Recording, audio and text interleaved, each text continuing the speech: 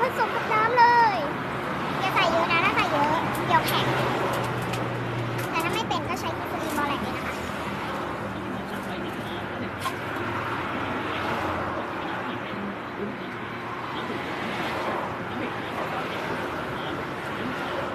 ลองคุณกันเป็นไหมนะเป็นไหมนะก็เราใส่เยอะไปหรือเปล่ามันไม่เหลวเนี่ยก็คนไปเรื่อยๆนะคะแล้วก็ถ้ามันยังไม่เป็นก็ใส่กิฟรีบอลแลกเพิ่มนะก็เดี๋ยวมาดูกันตอนเสร็จแล้วค่ะเย้ได้แล้วเดี๋ยวเราจะออกมาเล่นกันนะก็เดี๋ยวแป๊บนึงนะคะเป็นแล้วนะคะเดี๋ยวเราจะไปเล่นให้ดูกันเดี๋ยวเราไปเล่นกันเลย